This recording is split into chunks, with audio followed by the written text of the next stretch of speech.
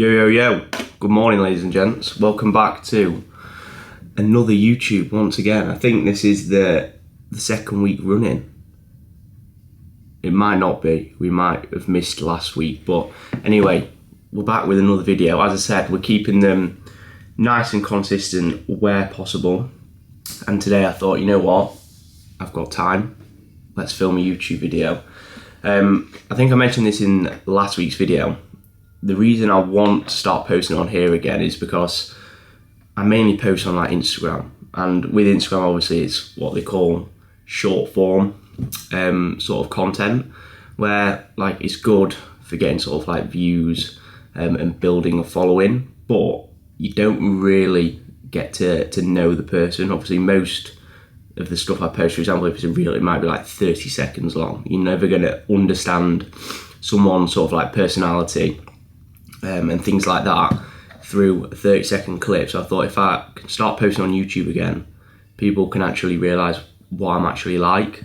So yeah, obviously we've got this, and me and HL have the podcast as well, Lifted Lifestyle, on YouTube. So go and subscribe to that, because that's actually doing very well at the minute, which is obviously very, very good. I think we've done like maybe 35 episodes now, maybe 36, and that has picked up massively recently, which is obviously absolutely lovely.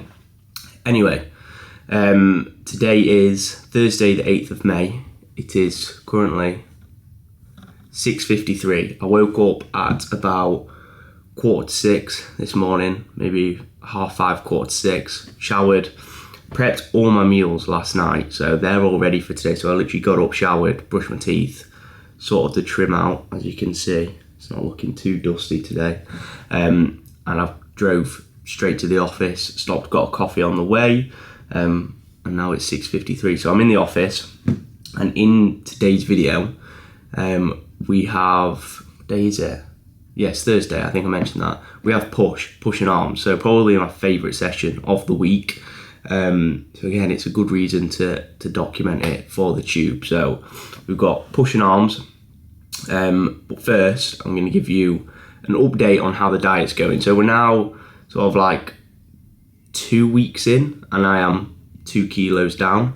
I'm feeling really good, as expected. Like, if you're 2 weeks into a diet and you're feeling mega shit, you're either a snowflake or you're doing something terribly wrong. So as expected, feeling pretty good. Training still going really, really well. Cardio's easy, and yes, I'm hungry, but to be honest, I was sort of at the point in the gaining phase where I wasn't really enjoying food that much. So it's nice to sort of feel hungry and be ready to eat my meal. So in terms of current food setup, one sec, let me just get it up. So yeah, in terms of current food setup, we actually made a drop on, what day was it? Tuesday. So I'll tell you my total macros, and you're probably going to think, Jesus Christ. So training day, protein 175, carbs 153, fats 38. So 1,665 calories. And then non-training day, protein 168, carbs 97, fats 39. So 1,422 on a non-training day. Cardio is at 25 minutes every day other than Tuesday, when I have the 6-a-side football. So that's just however long I play in that, really. So I am in a pretty big deficit, but as I always said, I want to get this weight pulled off pretty quickly. I think ideally I'd like to have the diet wrapped up within the next 4 weeks. And I'm pushing hard this week because I'm going to Cyprus next Wednesday, so I've got 6 days until I go to Cyprus. I'd like to get another kilo pulled off before then, and then Cyprus, I'm just going to try and manage things as best as possible. I'm going to see my brother, so I think he's still going to be working, so like it's probably just going to be my life I do here but over there, which is ideal for me, to be honest, because I want to carry on working. I want to carry on being on plan where possible. I want to obviously carry on training, etc. but basically just in the sun for 2 weeks. So that 2 weeks, hopefully I can pull off around 1 kilo over that 2 weeks. That I'd be happy with that. And then from there, we set out a goal to be like 66 kilos by the end of the diet. So it would have been 5 kilos down, and I would be there by then. So everything's in a very good spot. In terms of today's video, as I said, we're going to train pushy woo and army woos. But first, I am going to do a couple of hours work, and then I'm actually training with a client and a friend today, Brinny Boy. So if you're watching this, Bryn, hey up. So yeah, I'll pick the camera up when we get back into the gym. I'm either gonna mic up again, or I might just do a voiceover, but you'll see in the next clips. Hello, welcome to the voiceover section of the YouTube video, ladies and gents. So as I said, today we were on push and arms, a very, very, very good session. So first up, we have got this primal. Of course, we're in RT, everything's primal ab crunch. So we've got 3 sets here, all 8 to 12 rep range. And to be honest, this is probably one of my biggest pet peeves within the gym, right? People diet down, don't have abs, and then they wonder why they don't have abs, but they've not trained them at all within their off season. So I do think a lot of people neglect them so much, and realistically they're not hard to train. Like, they're not a very demanding movement, so just get them in, get 3 sets done, and job is a good one. I think for me right now, I'm training abs 3 times a week. Obviously for men's physique, they are very important, so it makes sense for me to have volume as high as I possibly can. And with this new ab crunch as well they've got in the gym, it's actually very, very nice. So yeah, 3 sets there, all 8 to 12 rep range. Moving into the second movement, we've got this machine lateral raise. So for me, with any of my side delt work, again, it's a muscle I need to bring up, so volume is quite high. So I've got 4 sets, again, all sort of between that 8 to 12 rep range. And I also have a rest pause on the final set here as well. So volume is pretty high, but as I said, I can get away with it right now. I'm not like in the depths of a prep. If I was, obviously volume would be lower, but for now, I want to get away with doing as much volume as I possibly can. So really, really nice machine, this. I think for most people, they probably overcomplicate the side delt training a little bit too much, and they do all these different exercises that they see on social media. For me, I actually do this twice a week at the minute, just because it feels so good. So 4 sets there, all between the 8 to 12 rep range, and again, just chasing a very, very nice pump. Moving into exercise number 3, I think. Yeah, exercise number 3, we've got a flat machine press. So now we're sort of taking that top set, back off set approach as we get into the presses. Obviously, these are more demanding exercises.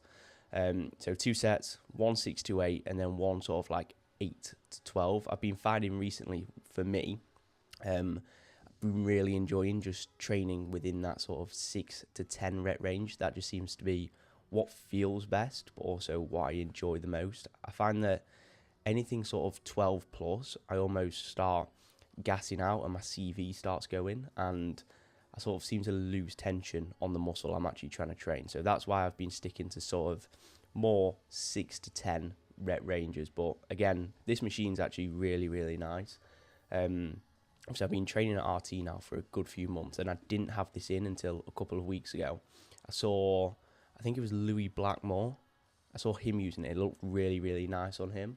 Obviously, he's fucking massive, but I tried it, I think it was 2 weeks ago. I think this is my 3rd week on it, and it was really, really nice. So we're sticking with this for now. Obviously, machine-based press, I'm dieting, body weight's coming down. It makes sense to have something that's going to offer me a little bit more stability. But yeah, very, very nice machine.